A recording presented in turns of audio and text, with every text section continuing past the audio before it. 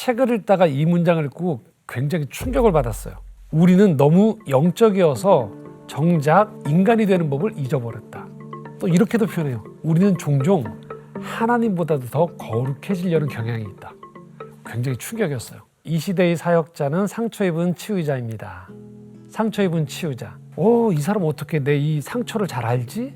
내 결핍을 잘 알지? 현실은 당신이 하나님을 느끼지 못할 수도 있습니다. 그러나 진실은 하나님께서 언제나 당신과 함께 계신다는 것입니다. 라는 거예요. 이 세 분의 작가를 통해서 좀 위로도 얻으시고 또 함께 지혜도 얻는 그런 기회가 되셨으면 좋겠습니다.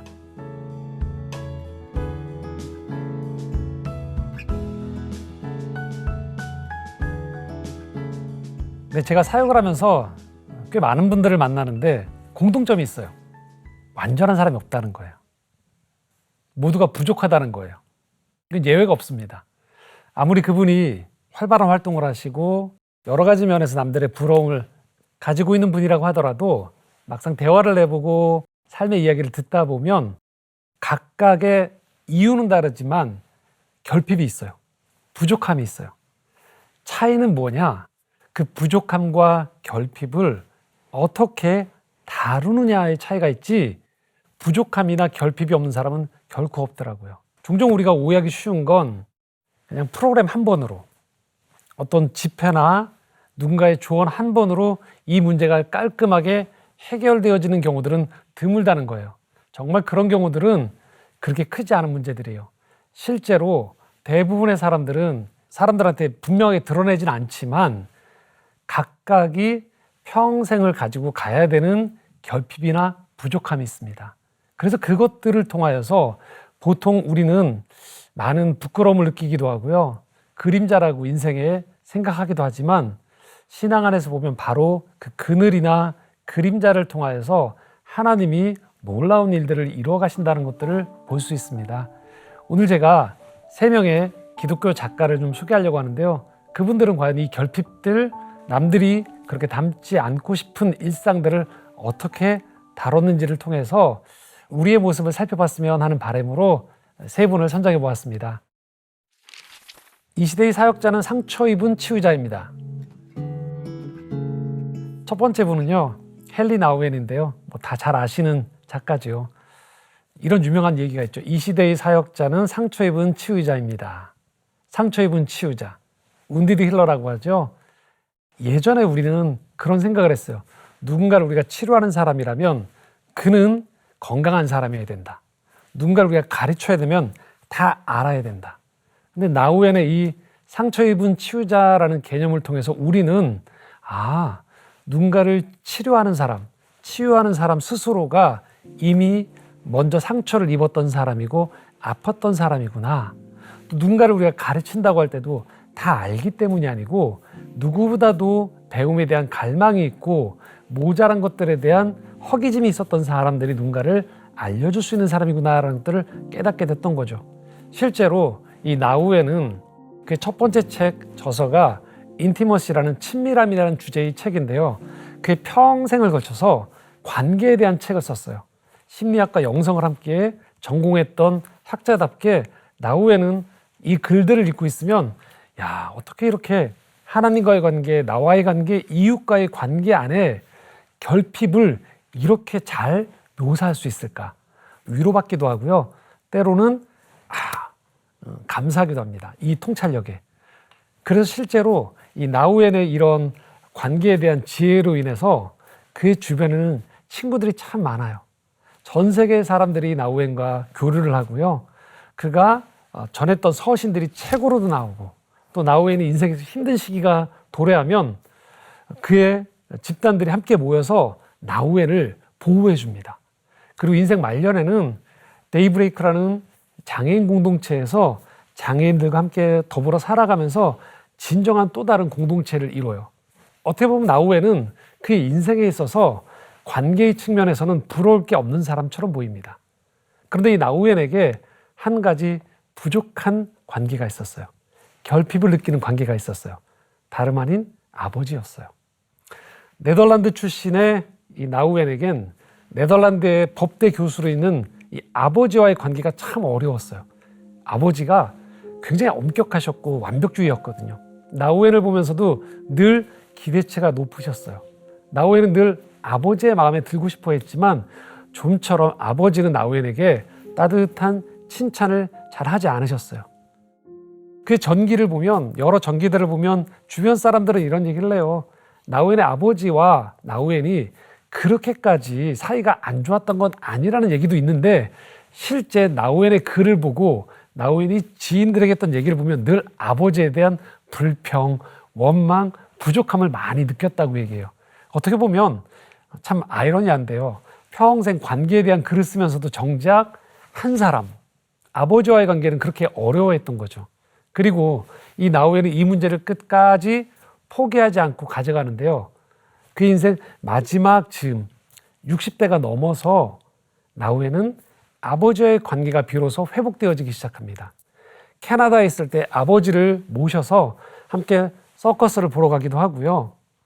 자기가 아들로서 아버지와의 관계를 어려워했던 것들을 렘브란트의 그림을 묵상하면서 다시 찾아보면서 마침내 스스로가 하나님이 원하시는 건 진정한 아버지의 길로 들어서는 것이다 라는 그런 깨달음 속에 아버지와의 관계를 이해하고 자기 스스로가 집 나간 아들처럼 또 집안에 있지만 불평했던 큰아들이 아닌 아버지의 입장이 되어져 가면서 점점 아버지를 이해하게 됩니다. 그래서 이 탕자의 귀향이란 책이 아버지의 90세 생일에 헌정하는 책이 되어집니다. 그리고 나우엔이 죽기 1년 전 아버지와 호텔방에서 90이 넘은 아버지와 60이 넘은 아들이 함께 한 호텔에서 성찬식을 갖습니다. 나우엔은 얘기합니다. 내 인생에서 가장 아버지와 깊은 친밀감을 맛봤던 시간이었다라는 고백을 합니다. 그렇게 나우엔 일평생에 풀리지 않았던 이 아버지와의 관계가 인생의 마지막 즈음에 비로소 회복이 되어지고 가까워졌다는 것을 알 수 있어요. 어떻게 보면 저희는 나우엔의 이 평생의 숙제가 저희로서는 고마울 수도 있는 거예요. 왜? 나우엔 스스로가 늘 관계에 완벽한 사람이라고 생각하지 않고 스스로가 이 부분에 대한 결핍 속에서 끊임없이 더 깊고 더 정직하게 관계를 들여다볼 수 있었기 때문이죠. 그렇기 때문에 이 나우엔의 글을 읽고 있으면 이 사람 어떻게 내 이 상처를 잘 알지? 내 결핍을 잘 알지? 하는 위로와 다독임이 그의 글 가운데 있게 되어지는 거죠. 바로 나우엔의 결핍 때문에 우리는 그 혜택을 입게 되었던 것이죠. 우리는 너무 영적이어서 정작 인간이 되는 법을 잊어버렸다. 다음 작가는요, 유진 피터슨입니다. 저는 유진 피터슨의 책을 읽다가 이 문장을 읽고 굉장히 충격을 받았어요. 우리는 너무 영적이어서 정작 인간이 되는 법을 잊어버렸다. 또 이렇게도 표현해요. 우리는 종종 하나님보다도 더 거룩해지려는 경향이 있다. 굉장히 충격이었어요. 어떻게 하면 더 우리가 소위 말하는 영적인 언어를 쓰려고 어떻게 하면 더 거룩한 모양으로 다가가려고 하는데 피터슨은 그 지점에서 딱 막습니다.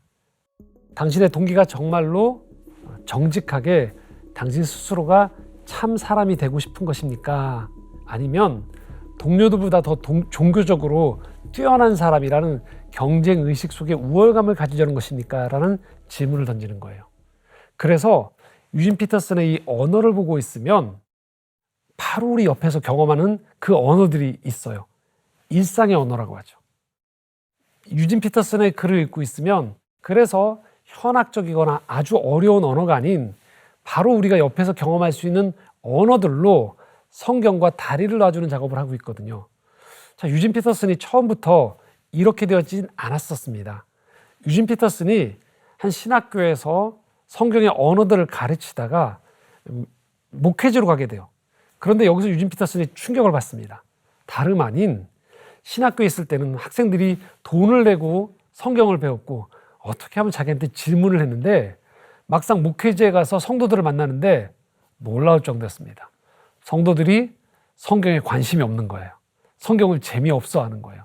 그리고 영화라든지 다른 오락거리에 훨씬 관심이 많은 것들을 보면서 유진 피터슨이 충격을 갖게 된 거예요. 그때 유진 피터슨이 다짐을 합니다. 내 평생에 성도들의 언어에 밀접한 말을 사용해서 살아있는 이 하나님의 말씀을 성도들의 삶에 연결해 주겠다라는 다짐을 하게 돼요. 그래서 그의 평생을 거쳐서 그는 이 작업을 해나가게 됩니다. 그렇게 해서 탄생한 책이 바로 그 유명한 메시지 성경이라는 책이에요.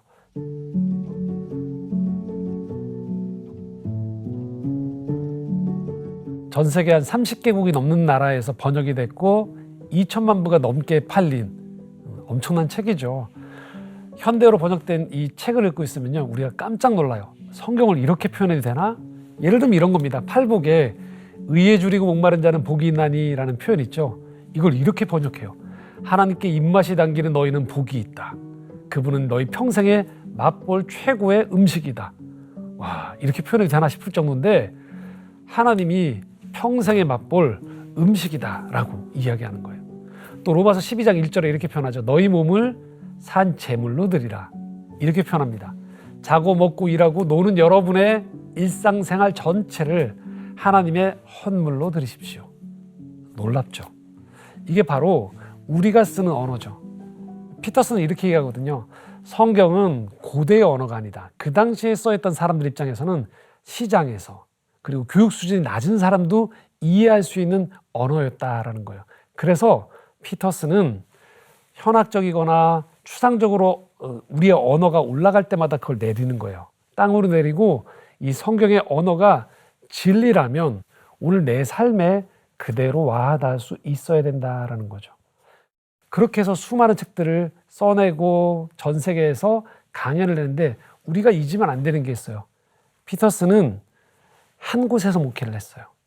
비록 그가 중간에 다른 곳으로 목회지를 옮기고 싶은 유혹도 있었고 때로는 그 성도들을 실망해서 정말 다른 곳으로 갈까 해서 이력서를 책상에 올려놨던 적도 있을 정도로 그도 많은 갈등을 겪었었습니다. 그러나 결과적으로 그는 그런 많은 갈등 속에서도 꾸준히 한 교회의 성도들을 만났어요. 저는 이게 중요하다고 생각해요. 왜? 계속 피상적으로 사람들을 자기가 좋아하는 사람들만 만나는 것이 아니고 어제 만났던 분, 지난주에 만났던 분, 그래서 내가 설교를 했음에도 불구하고 변화되지 않는 분, 그리고 뭔가 봉사를 열심히 하고 있지만 뒤에서는 부부싸움을 하고 집안에 문제가 있고 중독 문제를 어려움을 겪고 있는 성도들의 이야기, 내가 설교하는 대상은 바로 그 대상임을 유진 피터슨은 잊지 않았어요. 그래서 30여 년을 한 교회에서 끝까지 목회를 하고 마쳤던 거고 거기에서 바로 메시지 성경이 나왔고 우리가 아는 수많은 책들이 나올 수 있었던 것이죠. 유진 피터슨의 자서전인 유진 피터슨이라는 제목의 책이 있거든요. 그 책을 읽다 보면 반복되는 단어가 있어요. 나는 목사다라는 표현이에요. 이 표현은요, 결코 유진 피터슨이 나는 권위 있는 종교인이야 이 표현이 아니고요. 나는 성경과 일상을 읽는 소명을 받은 사람이야.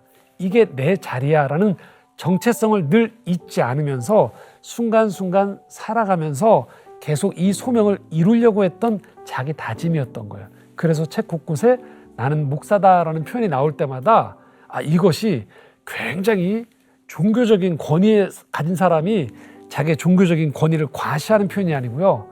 그렇지. 오늘도 유진 피터슨은 이곳에 있지라는 일상의 뿌리를 내린 일상의 발을 딛고 살아가는 한 신앙인의 고백이자 다짐으로 들리게 되고 그 표현이 이 책을 읽고 있는 우리에게도 말하는 거야. 당신은 누굽니다. 당신은 아버지입니다. 당신은 선생님입니다. 당신은 직장인입니다. 그렇게 우리에게 되돌려주면서 우리가 살아가는 일상의 그 소중한 자리들의 의미를 다시 깨닫게 해주는 역할을 하게 되는 것이죠.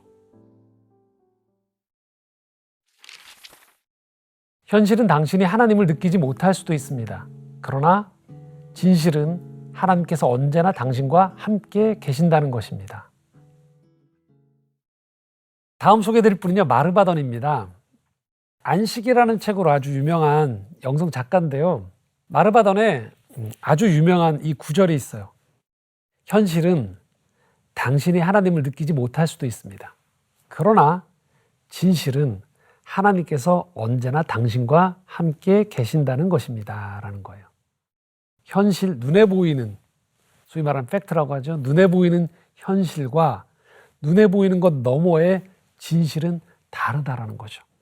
현실과 진실의 차이를 이렇게 한번 설명해 드릴 수 있을 것 같아요.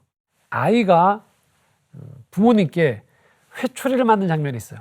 그럼 그걸 쳐다볼 때 현실은 애가 매를 맞는구나가 현실이에요. 진실은 뭘까요? 사랑한다는 거예요. 아이가 어긋날까 싶어서 부모가 마음이 아프지만 그 아이를 훈계를 해서라도 바른 길로 가게 하려는 사랑의 마음이 담겨 있는 것, 그게 바로 진실이거든요. 우리가 인생을 살아가면서 현실과 진실을 구분할 필요가 있다는 거죠. 사실 이 마르바단의 책, 유명한 이 안식과 다르게 마르바단의 현실은 사실 안식이 없는 삶이었어요. 육체적으로는요, 16살에 홍역 후유증으로 췌장이 손상이 돼요. 당뇨 합병증에 걸립니다. 한쪽 눈이 실명을 하고요, 신장이 약화되고, 그래서 그의 평생을 통해서 목발과 휠체어가 없으면 다닐 수가 없는, 늘 남의 도움을 받아야 되는 상태였어요.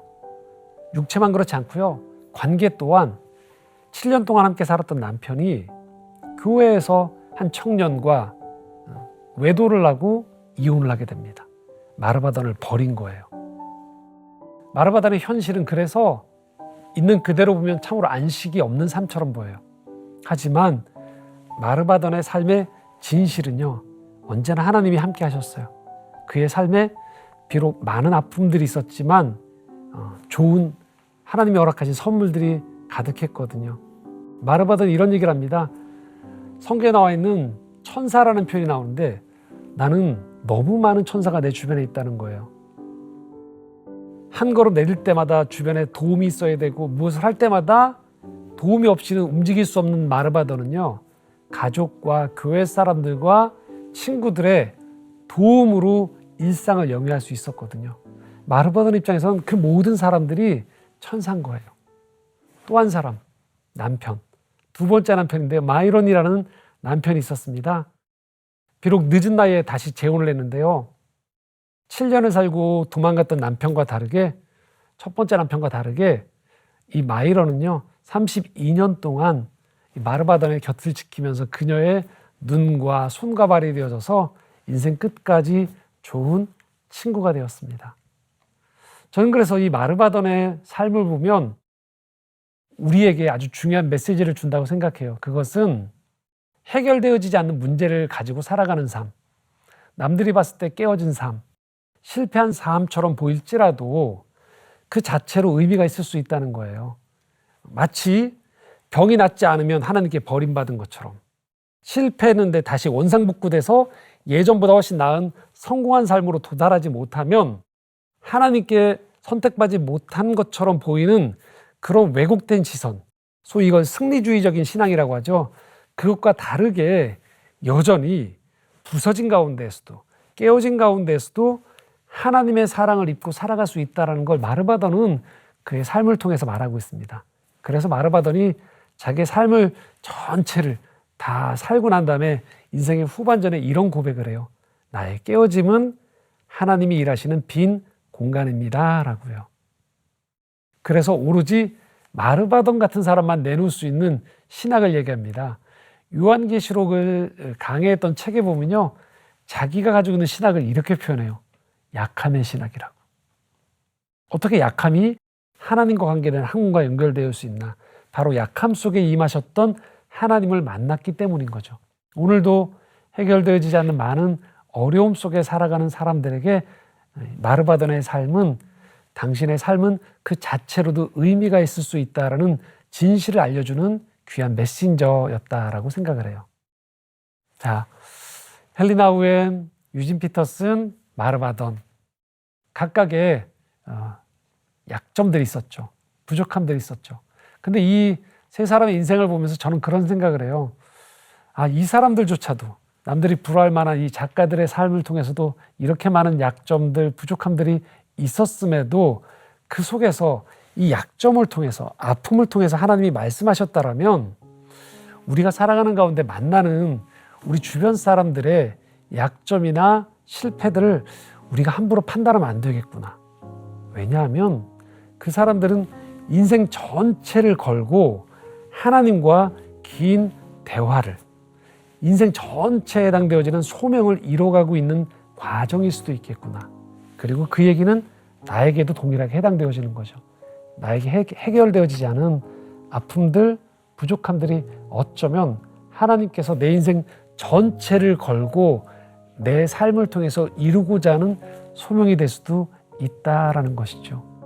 이 세 분의 작가를 통해서 좀 위로도 얻으시고 또 함께 지혜도 얻는 그런 기회가 되셨으면 좋겠습니다.